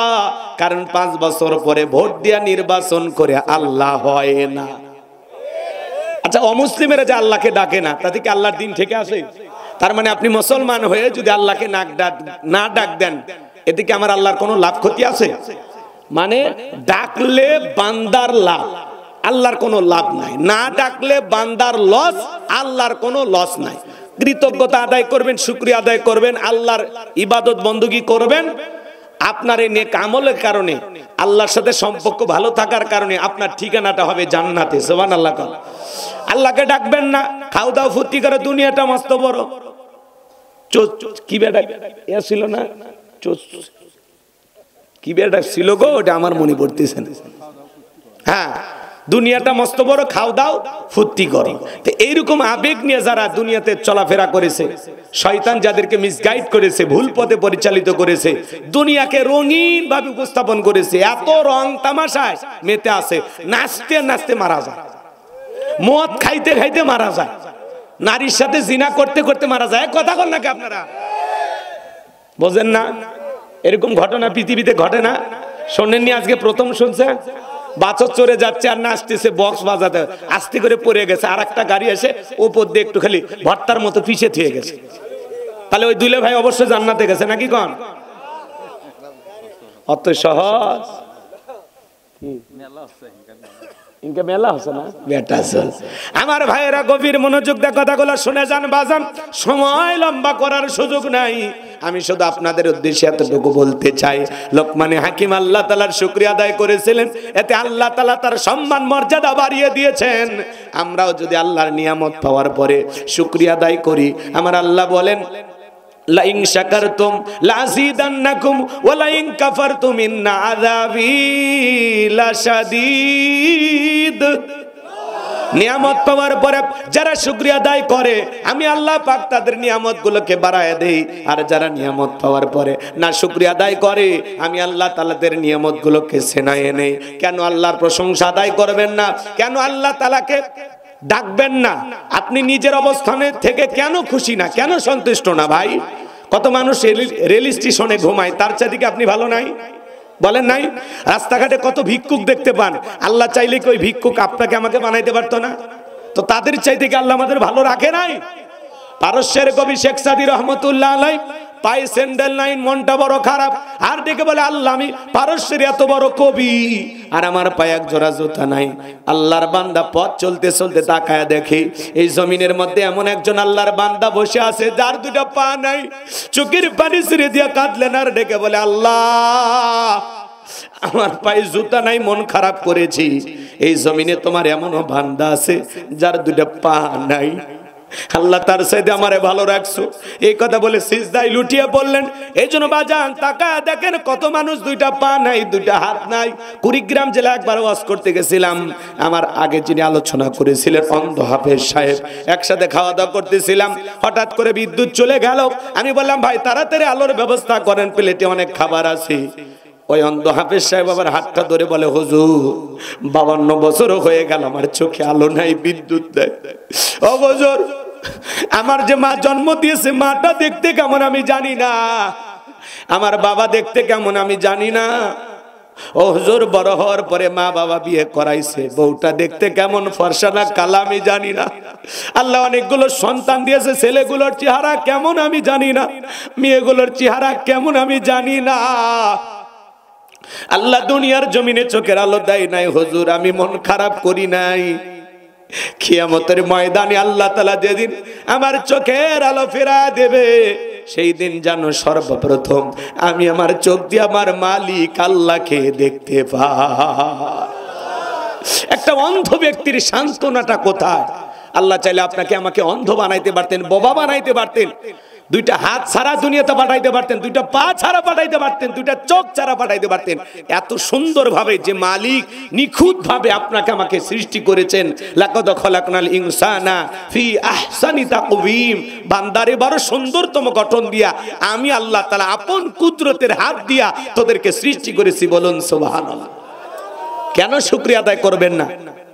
আপনার একটা ঘর আছে, ঘুমানোর খাট আছে, আলহামদুলিল্লাহ। রিকশা চালান, ভ্যান চালান, ওই জায়গা থেকে বলেন আলহামদুলিল্লাহ। পীরগাছা বাজারে দোকান আছে, আলহামদুলিল্লাহ। বগুড়া শহরে একটা দোকান আছে, আলহামদুলিল্লাহ। আরে ভাই এই সুস্থতা হলো আল্লাহর দেয়া সবচাইতে বড় নিয়ামত। আল্লাহ চাইলে হাসপাতালের বেডে শোয়ে রাখতে পারতো না, ঘরের বিছানা ফেলায় রাখতে পারতো না। এই যে পায়ে পায়ে হেঁটে মাহফিলে যে মালিক আমাদেরকে নিয়ে আসলেন সেই মালিকের শুকরিয়া আসতে না জোরে একটু চিৎকার মেরে বলেন সুবহানাল্লাহ। হ্যাঁ মুরব্বি, মুরব্বি চাচা, এটা কথা ছিল না, এটা কথা ছিল না। রাগ করতেছেন আপনারা? আমার এই কথাগুলো একটু মনোযোগ দিয়ে শুনবেন, তাহলে ভালো লাগবে। আল্লাহ আপনাকে যতটুকু দিয়েছেন ততটুকু পেয়ে সন্তুষ্ট থাকতে হবে কার উপর, তাহলে আল্লাহ তাআলা আরো বৃদ্ধি করে দিবেন। আর যদি না শুকরিয়া আদায় করেন, আল্লাহ দেখে না আমার এত অভাবনটা এসে হ্যান আফসোস করেন, তাহলে হবে না। আল্লাহর শুকরিয়া আদায় করেন যে আল্লাহ এত সমস্যার ভিতরে রাখছো, তবু আলহামদুলিল্লাহ। আপনাকে যখন জিজ্ঞেস করো ভাই কেমন আছেন, ভাই গরিবের থাকা না থাকা আমাকে হতভাগার কপাল ভাই বলে লাভ আছে, অনেক সমস্যা, অনেক সমস্যা, এ আসি কোনো মতে আলহামদুলিল্লাহ। মানে সে আলহামদুলিল্লাহ বলে, কিন্তু সাত মাথা দিয়ে ঘুরে পীর গাছে আসার পরে কথা কয় না কে? এইরকম আলহামদুলিল্লাহ বলে লাভ নাই। আপনার জীবনে যত সমস্যা থাক সমাধান করে দিতে পারেন কি? তাহলে আপনি শুধু আপনার কণ্ঠ দিয়া যত সমস্যার ভিতরে থাকেন, সুখে থাকেন, দুঃখে থাকেন, খেয়ে থাকেন, না খেয়ে থাকেন, হাসপাতালে থাকেন আর বাড়িতে থাকেন, জবান দিয়ে যেন প্রথমে বের হয় আলহামদুলিল্লাহ। শত সমস্যার ভিতরে আল্লাহ আমাকে ভালো রেখেছেন, আলহামদুলিল্লাহ। কথা বলে না কেন? আমার জাগিরদার যার বাড়িতে আমি খেয়ে পড়াশোনা করেছি, ওনাকে মাঝে মাঝে ফোন দিই, বাবাজান কেমন আছেন? আলহামদুলিল্লাহ ভালো আছি। কোনো সমস্যা? সমস্যা থাকলে তোমারে বলবো কেন? সমস্যা দিবেন যিনি, সমাধানও করে দেবেন তিনি। কি বিশ্বাস! আল্লাহু আকবার বলেন। তো ইমানদারের বিশ্বাসটা হলো এরকম হওয়া লাগবে। আপনি সৌদি আরব প্রবাসী, মালয়েশিয়া প্রবাসী, আলহামদুলিল্লাহ আলহামদুলিল্লাহ, নিজের অবস্থানে আল্লাহ যতটুকু দিয়েছেন আফসোস করবেন না, ততটুকু পেয়ে আল্লাহর শুকরিয়া আদায় করবেন। আল্লাহ যেন আমাদের বুঝ দান করুন। আল্লাহ চাইলে আপনাকে আমাকে হিজড়া বানাইতে পারতো না? কথা বলেন না কেন ভাই? আল্লাহ আমাকে আপনাকে পুরুষ বানাইছে, মহিলা বানাইছে, আলহামদুলিল্লাহ। আল্লাহ চাইলে তৃতীয় লিঙ্গের মানুষ বানাইতে পারতো। এই জায়গায় বসায়, এই যে মাহফিলে বসে আছেন, আলহামদুলিল্লাহ। এই মুহূর্তে কিছু লোক বসে টেলিভিশন দেখতেছে বা সিনেমা হলে সিনেমা দেখতেছে, কি মনে করেন ওরা ভালো জায়গা আছে না খারাপ জায়গা আছে? তাহলে বুঝে নেওয়া লাগবে আল্লাহ যে আপনাকে এই জান্নাতের বাগানে কবুল করেছেন, আজকের আলোচনা শুনে আমল করে জান্নাত পর্যন্ত আল্লাহ যেন আপনাদেরকে পৌঁছায় দেন। জোরে বলেন আমিন। তাহলে সব সময় প্রশংসা হবে কার? আপনি 2 বিঘা 4 বিঘা 5 বিঘা জমির মালিক, এই যে দেহের ভিতরে রং বেরঙের পোশাক, একেবারে উলঙ্গ হয়ে ল্যাংটা হয়ে পৃথিবীতে আসছিলাম, শরীরে কোনো পোশাক ছিল? তা আজকে আপনার এই শরীরের পোশাক কে দিয়েছে? কার দেয়া দান? আজকে আপনি 2 বিঘা 5 বিঘা জমির মালিক, ব্যাংকে কোটি কোটি টাকা কে দিয়েছে? কে? জন্মের সময় টাকার বান্ডিল নিয়ে আসছিলেন, জমির দলিল নিয়ে আসছিলেন, তাহলে কেন আল্লাহর শুকরিয়া আদায় করবেন না? আমি যদি কেন কেন বলে আপনাদেরকে প্রশ্ন করি 3 ঘন্টা চলে যাবে, প্রশ্নের উত্তর দিতে পারবেন না। চলেন বাজান গো আমার, এত কথা বলার সুযোগ নাই, সংক্ষিপ্ত কথা। তাহলে সব সময় আমরা জবান দিয়ে প্রশংসা আদায় করব কার? তাহলে আপনারা সবাই কেমন আছেন? আলহামদুলিল্লাহ। ভাই আগামী কালকে কি বগুড়ে দেখা হবে ইনশাআল্লাহ। উঠতে বসতে সব সময় আল্লাহ তাআলার কৃতজ্ঞতা আদায় করব। জীবনের যত সমস্যায় পড়ি না কেন, কখন আমরা মহান মালিক আল্লাহকে ভুলে যাব না, এটা মাথায় রাখবেন তো ইনশাআল্লাহ। আল্লাহ কবুল করুন, জোরে বলুন আমিন। এরপরে আল্লাহ রাব্বুল আলামিন সুন্দর করে জানিয়ে দিলেন, ওয়া ইদ ক্বালা লুকমানু লিবনিহি ওয়া হুয়া ইয়াইযুহু ইয়া বুনাইয়া লা তুশরিক বিল্লাহ ইন্নাশ শিরকা লাযুলমুন আযীম। আমার আল্লাহ তাআলা ডেকে বলেন, স্মরণ করো লোকমান হাকিমের কথা। যখন লোকমান হাকিম তার কলিজার টুকরা সন্তানদেরকে একত্রিত করে আদর করে সুন্দর করে ডেকে বলতেছেন, ইয়া বুনাইয়া, ইয়া বুনাইয়া, হে আমার বৎস, হে আমার কলিজার টুকরা সন্তান, হে আমার হৃদয়ের স্পন্দন। সন্তানকে কিভাবে ডাকবেন আল্লাহর কোরআন আপনাকে শিখাচ্ছে, বলুন সুবহানাল্লাহ। সন্তানকে কিভাবে ডাকতে হবে? ইয়া বুনাইয়া, হে আমার বৎস, হে আমার কলিজার টুকরা সন্তান, হে আমার হৃদয়ের স্পন্দন, হে আমার আব্বা জান। কথা বলেন না কেন? সন্তান আপনার কাছে হক পায় কয়টি জানেন? জানেন না তো? এগুলো আজ কখন মুখস্থ করবেন? এগুলো আজ মুখস্থ করার সময় নেই। সন্তান প্রত্যেকটা বাবা মার কাছ থেকে হক পাবে 12টি। জোরে বলেন কয়টি? সন্তানের 1 নাম্বার হক কি বলেন তো? রাগ করতেছেন আপনারা, আমার কথা বিরক্ত হচ্ছেন। সন্তানের 1 নাম্বার হক কি? সন্তান জন্মগ্রহণ করার সাথে সাথে একটা সেলফি তুলে ফেসবুকে পোস্ট করতে হবে, অনেক কষ্টের পরে বাবা হইলাম। সুবহানাল্লাহ বলবেন না? হ্যাঁ, প্রথমে ফেসবুকে ছবি পোস্ট কর, বাবা হইলাম, চাচু হইলাম, মামা হইলাম, ওই খালু হইলাম, ঠিক ঠিক এগুলো লেখে। আবার ওই মহিলার যদি খালা ফুফু থাকে, ওরা আবার লেখে খালা হইলাম, আন্টি হইলাম। বোঝেন না? আছে না? লেখে না? যেই মহিলা বাচ্চা ডেলিভারি করেছে, ওই হাসপাতালের বেডে শুয়ে ওই অবস্থা একটা সেলফি তুলে ফেসবুকে পোস্ট করে, অনেক কষ্টের পরে মা হওয়ার স্বাদ বুঝলাম। এই হলো আমাদের সমাজের কালচার। সন্তান জন্মগ্রহণ করার সাথে সাথে ছবি ফেসবুকে না, সন্তানের কানে প্রথমে আজান দিতে হবে। সেলফি তোলার ঠেলা আজান দেওয়ার কথা মনেই না। ছেলে হোক আর মেয়ে হোক, সন্তান জন্মগ্রহণ করার সাথে সাথে কানে আজান দিবেন। এটা হলো 1 নাম্বার। 2 নাম্বার হলো তাহনিক করা। কি করা বলেন? তার মানে কি? আলেমদের কাছে নিয়ে যাবেন, মিষ্টি খেজুর হোক, মিষ্টি দ্রব্য কোনো কিছু হোক, ওইটা উনি একটু চিবাইয়া সন্তানের জিহ্বার ভিতরে অথবা তালুর ভিতরে হালকা একটু লাগায় দিবে। এর নাম হলো তাহনিক করা। 3 নাম্বার, সন্তানের একটা সুন্দর নাম রাখা। কি নাম রাখবেন? বল্টু না স্ক্রু, বুলেট, টায়ার, ফায়ার। কথা কয় না কে? কি আজে বাজে নাম! হাসি খুশি, মায়া, পিঙ্কি, চুমকি, চুইটি, বেলি, চেলি, শিখা। কথা কয় না? কথা কয় না? কি নামের স্টাইল! আজ পর্যন্ত কোন মাহফিলে যা শুনছেন, এই মুহূর্তে আপনাদের সামনে ওয়াজ করবেন হযরত মাওলানা বল্টু সাহেব। এই বল্টুরা জীবনে কিছু করতে পারে? তাহলে এগুলো নাম কেন রাখবেন? ইসলামিক নাম রাখবেন, সুন্দর নাম রাখবেন। আল্লাহর কাছে দুইটা নাম প্রিয়, একটা আব্দুল্লাহ আর একটা আব্দুর রহমান। আজকালকার মানুষ এই নামগুলো পছন্দই করে না, এগুলো নামের মধ্যে চাচার দাদা দাদা ভাব। এগুলোর নাম নাকি বয়স্ক মানুষের নাম। সন্তানের নাম রাখছে মোটু পাতলু। আল্লাহ যেন আমাদের হেদায়েত দান করেন। এগুলো নাম রাখবেন না, রনি সনি জনি, কি নাম রে ভাই! নামের স্টাইল। ওই ছেলের নামও গোপাল ভাই, ভালো ভালো। রাগ করতেছেন মনে হয় আপনারা। বাজান গো আমার, 12টা হকের কথা বলতে গেলে ওই দিকে আরো লম্বা সময় লাগবে। সন্তানের 4 নাম্বার হলো সন্তানকে দ্বীনি ইলম শিক্ষা দেওয়া। সন্তান যখন বড় হবে, ছেলে মেয়ে হোক, আলাদা আলাদা বিছানা করে দেয়া লাগবে। এইভাবে 12টি হক আছে বাজান, ওই দিকে আমি যাব না। এতটুকু শুধু আপনাদের সামনে বলতে চাই। লোকমানে হাকিম তার আদরের সন্তানদেরকে ডেকে বলতেছেন, ইয়া বুনাইয়া, হে আমার কলিজার টুকরা সন্তান, হে আমার আব্বাজান। আদর করে সন্তানকে ডেকে যা বলবেন তাই শুনবে। এরপরে লোকমানে হাকিম তার সন্তানদেরকে বলতেছেন, লা তুশরিক বিল্লাহ। হে আমার বর্ষ, আমার কলিজার টুকরা সন্তান, হে আমার হৃদয়ের স্পন্দন, লা তুশরিক বিল্লাহ, আল্লাহর সাথে কখনো কাউকে শরীক করা যাবে না।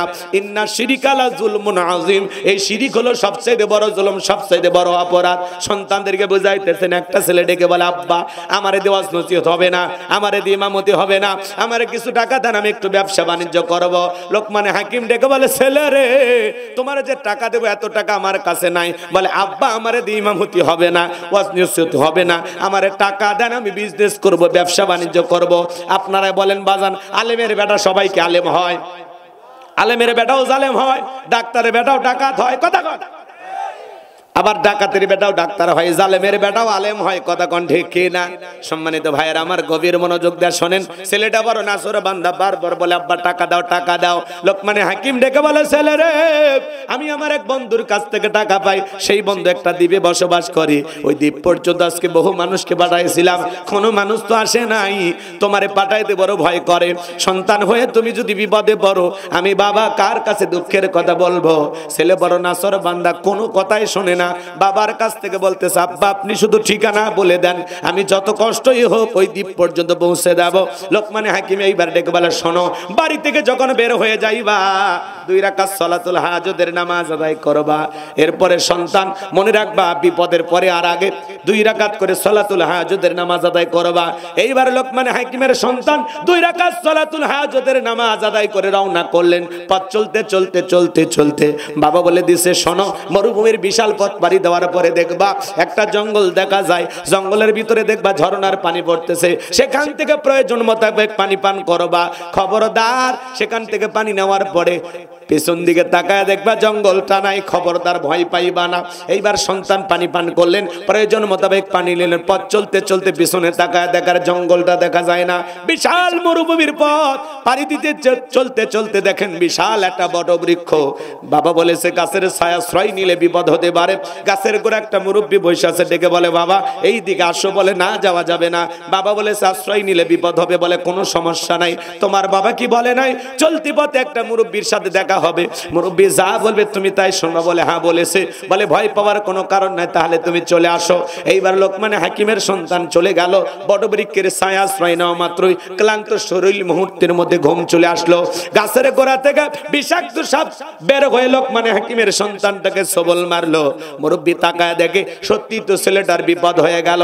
এইবার সাপটাকে ধরলেন, সন্তানটাকে বিপদ মুক্ত করলেন।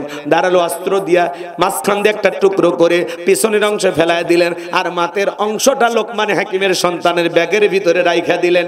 এইবার যখন ঘুম থেকে জাগ্রত হয়েছে, দেখে বলে, বাবা রে, সত্যি তোমার বড় বিপদ হয়েছিল, বিষাক্ত সাপ তোমারে সবল মেরেছিল, আমি বিষ মুক্ত করেছি। এইবার লোকমানে হাকিমের সন্তান 2 রাকাত সালাতুল হাজতের নামাজ আদায় করে বলে, মুরব্বী ওই জনবসতি এলাকায় গিয়ে বাবার পরিচয় দিলেই তারা আমাকে সেই দ্বীপের রাস্তাটা দেখিয়ে দিবে। মুরব্বী ডেকে বলে, বাবা আমি যদি তোমার সফরের সঙ্গী হই, তোমার কি কোনো আপত্তি আছে? বলে, না আপত্তি নাই। এই কথা বলে মুরব্বীকে সঙ্গে নিয়ে ওই জনবসতি এলাকায় যখনই যা বলেছেন আমি লোকমানে হাকিমের সন্তান, সবাই আদর মোহাব্বত ভালোবাসা দেখাইতে লাগলেন। আপনারাই বলেন বাংলাদেশের সবচেয়ে বড় বক্তা আল্লামা সাইদি হুজুরের সন্তান যদি আপনাদের এলাকায় এসে বলে আমি সাইদি হুজুরের সন্তান, আপনারা কি ভালোবাসা দেবেন না? মোহাব্বত করবেন, ভালোবাসা দেবেন, খাইতে দেবেন, ঘুমাইতে জায়গাও দেবেন। কথা বলেন। ডক্টর মিজানুর রহমান আজারি ভাইয়ের ছেলে যদি আপনাদের এলাকা আসে ভালোবাসা দেবেন না? পারলে ছেলেকে বলবেন বাবা তুমি থাকো, তোমার বাবাকে একদিন ফোন দাও, তোমার বাবা শুদ্ধ ওই মিষ্টি যা লাগে সব দেবো, পীরগাছা বাজারে যেন 1 ঘন্টা ওয়াজ করে যায়। কথা কয় না, কথা কয় না। বাবার কারণে সন্তানটাকে মহাব্বত করবেন। আল্লামা মামুনুল হক তার সন্তান যদি আপনাদের এলাকায় অবশ্যই ভালোবাসা দেবেন। এইভাবে যদি হিসাব করেন বাজান, চরমনের পীর বলেন আর বড় বড় হুজুর আলেম ওলামা যারাই বলেন, তারাই যদি আপনাদের এলাকায় আসে হাফিজুর রহমান কুয়াকাটা তার ছেলে আসলে আপনারা ভালোবাসা দেবেন। কথা বলেন ঠিক কিনা?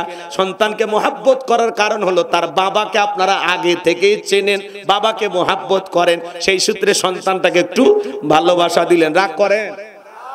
প্যারেড ময়দানে আলোচনা শুরু হয়ে গেছে চট্টগ্রামে, সমস্ত শ্রোতারা কাঁদে আর বলে আরে আজকে আলোচনা শুরু হয়ে গেল কিন্তু কোরআনের বাকি আল্লামা সাইদি হুজুর না।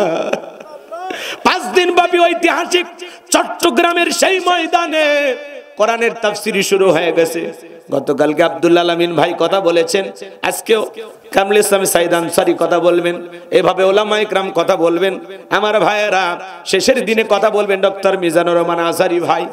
চিন্তা করেন বাজান, কোরআনের পাখি একাই 5 দিন আলোচনা করত। আজকে সেই কোরআনের পাখিকে আমরা হারিয়েছি, তার শূন্যতা কোনোদিন পূর্ণতা পাবে না। তার রেখে যাওয়া ময়দানে আওয়াজ চালু হয়েছে, আলোচনা চালু হয়েছে, কিন্তু কোরআনের পাখির সেই সুর আমরা আর খুঁজে পাচ্ছি না। গতকালকে আব্দুল আলামিন ভাই কথা বলেছেন, অনেক শ্রোতা কান্না করেছেন আর বলেছেন মাঝে মাঝে মনে হয়েছে আল্লামা সাইদির কণ্ঠ মনে হয় ভেসে আসতেছে, জোরে কোন মারহাবা। বলতেছে আব্দুল আলামিন হুজুরের কথা শুনতেছে আর মাঝে মাঝে মনে হয় যে এটাই মনে হয় আল্লামা সাইদি হুজুর কথা বলতেছেন। আল্লাহু আকবার বলে। এই চট্টগ্রামের ময়দানে ঐতিহাসিক ঘটনা ঘটবে ইনশাআল্লাহ, আমরা অপেক্ষায় আছি। ওলামা ইকরামদের কথাগুলো শুনতে যে গণজোয়ার সৃষ্টি হয়েছে, এই গণজোয়ার প্রমাণ করে আগামীর বাংলাদেশ ইসলামের বাংলাদেশ, আগামীর বাংলাদেশ কোরআনের বাংলাদেশ। কথা বলে ঠিক কিনা? এই জমিনে কোরআনের আইন প্রতিষ্ঠিত হবেই হবে। কারা কারা চান 2 হাত তুলে দেখা। জমিন যার আইন চলবে তার, কথা বলে ঠিক কিনা? আলাহুল খলক ওয়াল আম, সৃষ্টি যার আইন চলবে সে আল্লাহর। কথা বলে ঠিক কিনা? এইবার লোকমান হাকিমের সন্তান যখন বাবার পরিচয় দিলেন, সবাই আদর করতে লাগলেন, ভালোবাসা দিতে লাগলেন, থাকার জায়গা দিলেন, ঘুমানোর ব্যবস্থা করে দিলেন। এইবার সবাই ডেকে বলে বাবা এলাকা একটা সুন্দরী মেয়ে আছে, আমরা চাই তুমি মেয়েটাকে বিবাহ করো। লোকমান হাকিমের সন্তান এই কথা শোনার পরে বাবার কথা মনে হয়ে গেল। বাবা আগেই বলেছে ওই এলাকায় যাওয়ার পর একটা মেয়ে আছে, খবরদার ওই মেয়েকে বিবাহ করবে না, করলেই বিপদ হবে। লোকজন ডেকে বলে বাবা বিয়ে করো আর না করো পাত্রীটা দেখো। কি দেখো? বিয়ের আগে কি দেখে ভাই? তো এই লোকমান হাকিমের ছেলে পাত্রী দেখতে গেছে। মেয়েটা দেখতে এত সুন্দরী ভাই, সেই সময়ের বিশ্ব সুন্দরী বললেও ভুল হবে না। চোখ দুটো হরিণীর মতো টানা টানা, গালগুলো কমলার মতো, ঠোঁটগুলো গোলাপের পাপড়ির মতো, কোনো অংশে কমতি নাই, এত সুন্দর। এক পলক দেখে লোকমান হাকিমের ছেলে বলতেছে বিয়ে যদি করি এই মেয়েকে করব। মানে এত সুন্দর, এক দেখায় পছন্দ হয়ে গেছে। মারহাবা কন। এইবার সবাই বলতেছে বাবা পাত্রী কি পছন্দ হয়েছে? বলে এত সুন্দর পাত্রী অপছন্দ করব কোন জায়গায়? কথা কই বোঝেন? এত সুন্দর মেয়ে কেমনে বলি যে অপছন্দ হয়েছে? তো বলতেছে বাবা তাহলে তুমি রাজি? বলে হ্যাঁ আমি রাজি। তখন বলতেছে বাবা মেয়ের একটা গোপন সমস্যা আছে। কথা কয় না? বিয়ে করতে গেলে আশেপাশে যখন যা বলেন মেয়ের কি খবর, আশেপাশে 2-1 জিজ্ঞাসা করে না যে মেয়েটা অমুকের মেয়েকে আমরা দেখতেছি, মেয়েটা কেমন? কয় বাবা ওই মেয়ের কথা বলতেছো, 7 দিন আগে একটা ছেলের হাত ধরে কক্সবাজার থেকে ঘুরে কিছুদিন আগে আসছে। তার মানে ওর কোনো সমস্যা থাকলে ওইটা বলে দেয়। কথা কয় না? ঘটকেরা তো অনেক ধামাচাপা দেয়, কিন্তু আশেপাশে প্রতিবেশী থাকলে ওরা কিন্তু সত্যটা বলে দেয়। রাগ করতেছেন মনে হয়। এইবার লোকমান হাকিমের সন্তানকে ডেকে বলে বাবা পাত্রী দেখে যেহেতু পছন্দ হয়ে গেছে, বিয়ে তো করবা। মেয়ের একটা গোপন সমস্যা আছে, এর আগেও মেয়েটার 10 বার বিয়ে হয়েছে। কয়বার? 10 বার বিয়ে হয়েছে বাবা। প্রত্যেকটা স্বামী বাসর ঘরে মারা গেছে, একটা স্বামী বাসর ঘর থেকে জীবিত বের হয় নাই। তোমার নাম্বার হলো 11। এখন তুমি যদি রাজি থাকো তাহলে বিবাহের ব্যবস্থা করব। লোকমানে হাকিমের সন্তান এইবার টেনশনে পড়ে গেল, আর মনের মধ্যে বারবার এই কথাটাও কি মারে, এত সুন্দর বউ জীবনে পাওয়া যাবে না, যেভাবেই হোক বিয়ে করাই লাগবে। লোকমানে হাকিমের সন্তানের সাথে এই মেয়েটার বিবাহের কি ঘটনাটা আমি কি একটু সামনে নিয়ে যায় বলবো? আপনারা পুরো ঘটনায় শুনবেন। বলে লোকমানে হাকিমের সন্তানের বিবাহের ঘটনাটা শুনবেন। কারা কারা একটু হাত তোলেন তো দেখি। লিল্লাহে তাকবীর, হাত নামান বাজান। এইবার লোকমানে হাকিম তার সন্তানদেরকে ডেকে বলেন, ইয়া বুনাইয়া, হে আমার বৎস, আমার কলিজার টুকরা সন্তান, লা তুশরিক বিল্লাহ, আল্লাহর সাথে কখনো কাউকে শরীক করা যাবে না। ইন্না শিরিকা লা যুলমুন আযীম, শিরিক হলো সবচেয়ে বড় জুলুম, সবচেয়ে বড় অপরাধ। সব পাপের বড় পাপ নাম হলো শিরিক।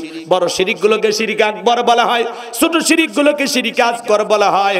শিরিক মোট 42 প্রকার, এগুলো ভাঙলে 72 প্রকার, সর্বমোট হলো 120 প্রকার। এগুলো বলতে গেলে বাজান 3-4 ঘন্টা সময় লাগবে। আমাদের সমাজে অনেক শিরিক আছে। বলেন তো বাজান, মাজারে সেজদা দেওয়া কি শিরিক? একটু জোরে বলেন। মুসলমানের মাথা মসজিদ ছাড়া মাজারে নত হবে না। ইয়্যাকা না'বুদু ওয়া ইয়্যাকা নাস্তাঈন, তোমার ইবাদত করি, তোমার গোলামি করি, সাহায্য তোমার কাছে চাই। তাহলে সিজদা মাজারে না মসজিদে? চাইতে হবে মাজারে, পীর সাহেবের কাছে নাকি আল্লাহর কাছে? ফাইদা ফারাগাতা ফানসাব ওয়া ইলা রাব্বিকা ফারগাব, বান্দা যখন তুমি নিঃশ্বাস হয়ে দুর্বল হইবা, তোমার শূন্য হাতটা আমি আল্লাহর দিকে পেতে ধরো, তোমার শূন্য হাতটা আমি আল্লাহ পাক পূর্ণ বানায় ফেরত দিব। বলুন সুবহানাল্লাহ। এই জন্য লোকমানে হাকিম তার ছেলেদেরকে ডেকে বলেন, ইয়া বুনাইয়া, ইয়া আমার বৎস, লা তুশরিক বিল্লাহ, আল্লাহর সাথে কখনো কাউকে শরীক করবা না, আল্লাহর সমকক্ষ কাউকে স্থির করবা না। ওয়ালাম ইয়াকুল্লাহু কুফুয়ান আহাদ, আকাশ আর জমিনে আল্লাহর সমকক্ষ, আল্লাহর সমতুল্য আর কেউ নাই। লা তুশরিক বিল্লাহ, আল্লাহর সাথে কখনো কাউকে শরীক করবা না। ইন্না শিরকা লা যুলমুন আযীম, এই শিরক হলো সবচাইতে বড় জুলুম, সবচাইতে বড় অপরাধ, সব পাপের বড় পাপ নাম হলো শিরক। তাহলে আজ থেকে কি আমরা ওয়াদাবদ্ধ হলাম আমরা শিরিক করব না? আমার আল্লাহ এতটা খুশি হয়ে গেল, লোকমান তুমি তোমার সন্তানকে আমার সাথে পরিচয় করায়া দিলা, আমি আল্লাহ বড় খুশি হয়ে গেলাম। এইবার আমি আল্লাহর দায়িত্ব তোমার সন্তানদের সাথে তোমার পরিচয় করায়া দেওয়া। তখন আল্লাহ রাব্বুল আলামিন জানিয়ে দিলেন, ওয়া ওয়াসাইনাল ইনসানা বিওয়ালিদাইহি হামালাতুহু উম্মুহু ওয়াহনান আলা ওয়াহনিন ওয়া ফিসালুহু ফি আমাইনি আনিশকুরলি ওয়া লিওয়ালিদাইক ইলাইয়াল মাসির।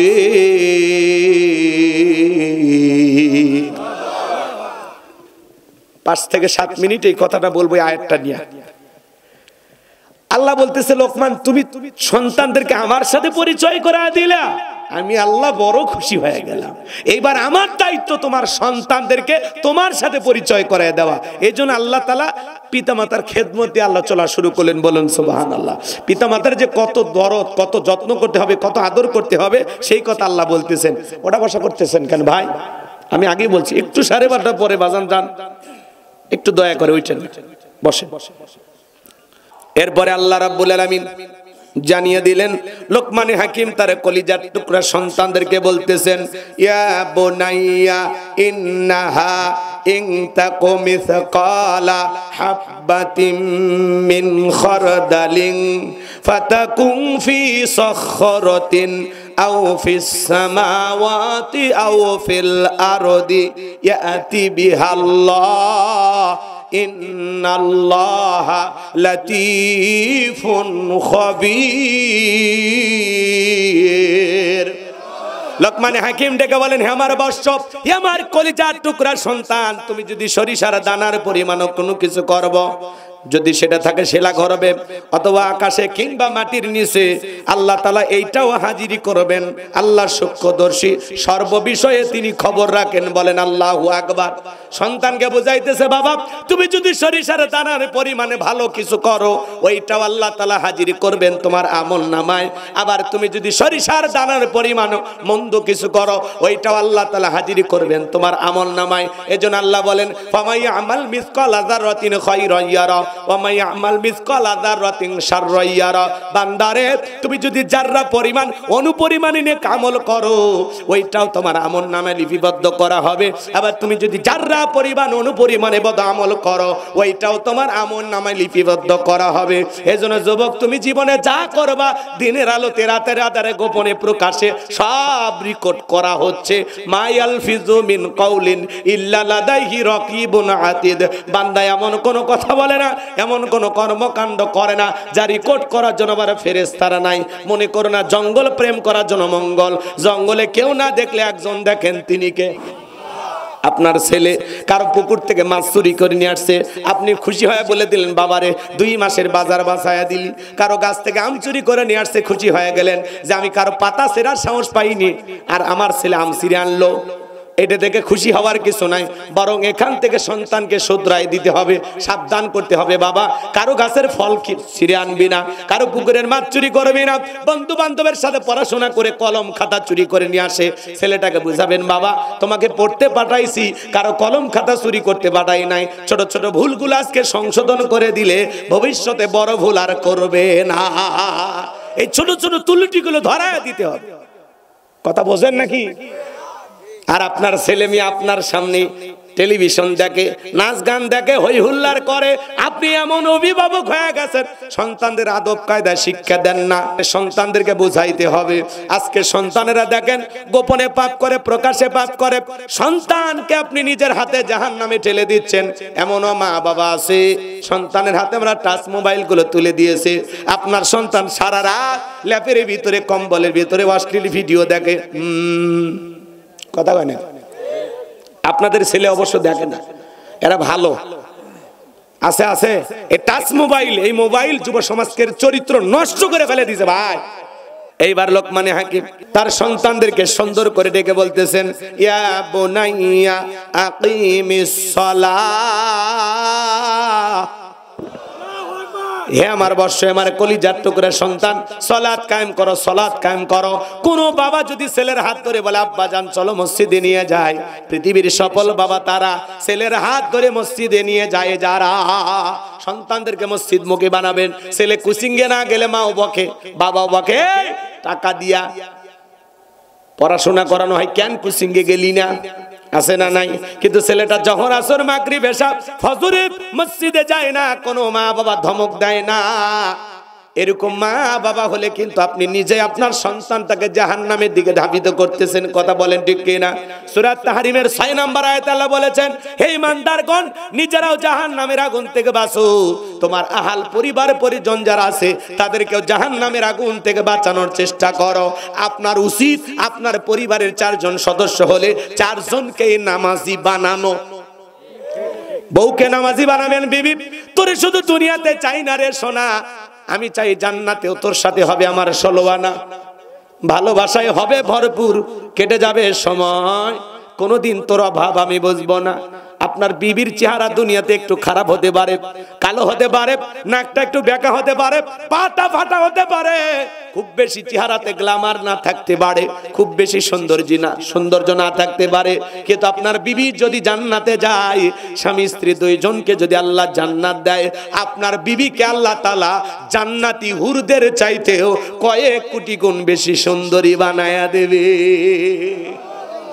এক নজর দেখার পরে পলকের পলক বছরের পর বছর কেটে যাবে, কখনো ভাবতেই পারবেন না আল্লাহ আপনার বিবিকে এত সুন্দর বানায়া দেবে। এজন্য দুনিয়ার কয় বছর কোনো মতে কেটে যাবে, জান্নাতে তো সুন্দরী বাচ্চা, তো অতএব মাইনে নেন। কথা কয় না? বিবিকে নামাজি বানাবেন। নারীরা জাহান্নামে গেলে তাদের সাথে 4 জন পুরুষকেও জাহান্নামে নিয়ে যাবে, স্বামী, বাবা, বড় ভাই, বড় ছেলে। সাবধান, আপনার স্ত্রী তাকে নামাজি বানানো, পর্দায় রাখার দায়িত্ব আপনার। কথা কয় কি? কথা বোঝেন নাই মনে হয়। অত বুঝেন যাবে না, চলেন। ইয়া বুনাইয়া কিমিস সালাহ, হে আমার বর্ষে আমার কলিজার টুকরা সন্তান, সালাত কায়েম করো, নামাজ আদায় করো। ছোট ছোট বাচ্চাদেরকে মসজিদমুখী বানাবেন। শুধু মসজিদের উন্নয়ন করবে, মাহফিল করলে হবে না। মুসল্লি কিভাবে বাড়বে তারও পরামর্শ নিয়ে চলা লাগবে। ছোট ছোট বাচ্চা মসজিদে আসলে চকলেট দেবেন। কি দেবেন? চকলেট। 40 দিন যারা জামাতের সহিত নামাজ আদায় করবে, 40 দিন পরে তাদেরকে সাইকেল গিফট দিবেন, দামি দামি উপহার দিবেন। তাহলে দেখবেন আজকের শিশু আগামীর বাংলাদেশ, ভবিষ্যৎ প্রজন্ম হবে নামাজি। আল্লাহ কবুল করেন। এরপরে সন্তানকে লোকমানে হাকিম বলতেছেন, ওয়া আমরু বিল মারুফ, সৎ কাজের আদেশ দেবা, নিজেও ভালো কাজ করবা, মানুষদেরকেও ভালো কাজের দিকে আহ্বান করবা। ওয়ানহা আনিল মুনকার, অসৎ কাজ থেকে নিজেও বিরত থাকবা, মানুষকেও বিরত রাখবা। নিজে অন্যায় করবা না, মানুষকে অন্যায় করতে দিবা না। ওয়াসবির আলা মা আসাবাক, বিপদ আপদ মুসিবত আসলে সবর করবা, ধৈর্য ধারণ করবা। এই কাজগুলো করতে গেলে অনেক ধৈর্য ধারণ করতে হবে। এটাই তো দৃঢ় সংকল্পের কাজ। সন্তানকে সুন্দর করে বোঝায় দিলেন। এরপরে বলতেছেন, ওয়ালা তুসাইর খাদ্দাকা লিন্নাসি ওয়ালা তামশি ফিল আরদি মারহা, ও আমার সন্তান, মানুষকে কখনো তুচ্ছ তাচ্ছিল্য করবা না, অবজ্ঞা অবহেলা করবা না। কেউ মোটা যদি হয়, দুর্বল চিকন লোকটাকে দেখে অবহেলা করবেন না। কেউ সুন্দর হলে কালোকে দেখে অবহেলা করা যাবে না। ধনী হলে গরিবকে দেখে অবহেলা করা যাবে না। দাম দিবা। আর আমরা 2টা টাকার মালিক হয়ে গেলে এমন ব্যবহার করি। সন্তানকে বলে, এই ছোট লোক ড্রাইভারের সাথে কেন কথা বললি, এই দারোয়ানের সাথে কেন কথা, ওরা ছোট লোক না, ওরা নিচু জাতের মানুষ না, ওদের সাথে আমাদের যায়, আয় আয় কথা কয় না। এই যে ছোটবেলার সন্তানদেরকে মানুষের সাথে মিশতে দেয় না, সুন্দর আচরণ শিখায় না। এই জন্য এই সন্তানগুলো বেশি শিক্ষিত হয়ে, বেশি বড় হয়ে পিতা মাতাকে ওই দারোয়ানের মতো বয়সে, ওই বয়সে যে দারোয়ানের মতো মনে হয়, কথা কয় না, বয়স্ক লাগে না, তখন মনে করে ওই যে ছোটবেলায় মা বাবা শিখেছে, ওই জন্য ওই মা বাবাকে বৃদ্ধাশ্রমে পাঠায় দেয়। সন্তানকে মানুষ বানাইতে হলে আগে ব্যবহার শিখান। এদিক গরু পেট থেকে জন্ম নিলে গরুর বাচ্চা, মানুষের পেট থেকে জন্ম নিলে মানুষের বাচ্চা হয় না। ওকে মানুষের মতো মানুষ হিসেবে তৈরি করা লাগে, গড়ে তুলতে হয়। কথা কয় ভেজাল আছে কথার মধ্যে, আমার ভেজাল আছে। সন্তানকে অহংকার শিখাবেন না, তুচ্ছ তাচ্ছিল্য করা শিখাবেন না। আজকে আপনি কয়টা টাকার মালিক হয়ে গেছেন, সন্তানকে বলে, খবরদার এলাকাত কাকু টাইম দিবি না, তুই কার বেটা রে, 2-4টা লাশ ফলায় দিবি, এই মামলা মোকদ্দমা যা হয় আমি দেখো রে। মন্ডল বংশের লোক তোরা, তালুকদার বংশের লোক, শেখ বংশের লোক, কথা কয় না কেন? সন্তানকে অহংকার শিখায়। আছে না কোন একটা ছোটখাটো বিষয়ে ঝামেলা আছে, এই তোমাদের সাহস কিভাবে হয়, এই গ্রামের সবচেয়ে প্রভাবশালী লোক আমরা, আর আমার ছেলের সাথে এটা হয়েছে, মানা যায় না। এই পুলিশকে ফোন দে, হ্যালো থানার ওসি সাহেব চলে আসেন, চেয়ারম্যান সাহেব। কি মাতবাড়ি, কি অহংকারী, কি দাম্ভিকতা। এই যে হাইফাই করতেছো, হঠাৎ করে যদি হাতটা ব্লক হয়ে যায়, কিসের অহংকার ভাই? কিসের অহংকার? কিসের অহংকার করেন আপনি? কথা কয় না। আল্লাহ যেন আমাদের হেদায়েত দান করেন। আমরা নরম হব, বিনয়ী হব, সবার সাথে ভালো ব্যবহার করব, আল্লাহ বুঝ দান করেন। এরপরে বলতেছেন, ওয়ালা তামশি ফিল আরদি মারহা, ও আমার সন্তান, এই জমিনে দাম্ভিকতার সহিত বিচারণ করো না, অহংকার করো না। আপনি কি অহংকার করে জমিনে লাথি মেরে জমিন ফাটায় ফেলতে পারবেন? আপনার পা ফাটে যাবে, জমিনে কিচ্ছু হবে না। আল্লাহ তাআলা বলতেছেন, ইন্নাল্লাহা লা ইউহিব্বু কুল্লা মুখতালিন ফাকুর, যারা এই দুনিয়ার জমিনে অহংকার করে আল্লাহ তাদেরকে পছন্দ করে না। যারা অহংকারী আল্লাহ এদেরকে ভালোবাসে না। ক্ষমতা পাইলে অহংকার করা যাবে না, টাকা থাকলে অহংকার করা যাবে না, সম্পদ থাকলে অহংকার করা যাবে না, সুন্দরী বউ থাকলে অহংকার করানো যাবে না। কথা কয় না? ছেলে মেয়ে বেশি শিক্ষিত হলে অহংকার করা যাবে না, কয়টা টাকা হলে অহংকার করা যাবে না, চেহারা সুন্দর হলে অহংকার করা যাবে না। কিসের অহংকার ভাই? এক ফোঁটা নাফাক পানির থেকে আল্লাহ আপনাকে আমাকে সৃষ্টি করেছেন, এই মানুষের কিসের অহংকার? এখনই নিঃশ্বাসটা বন্ধ হয়ে গেলে কবরে সাহিত্য করবে, কিসের অহংকার আপনার? কোনো অহংকার না। এই যে ওটা বসা করতেছেন, আমি আরো কয়েকটা উপদেশ ছিল বলতে চাচ্ছিলাম, রাত 1টাও বেজে গেছে। আলহামদুলিল্লাহ আপনারা মোটামুটি ধৈর্য নিয়ে শুনেছেন আমার কথাগুলো।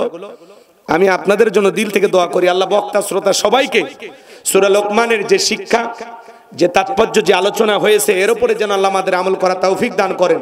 সকলে বলুন আমিন। আখিরি দাওয়ানা আনিল হামদুলিল্লাহি রাব্বিল আলামিন।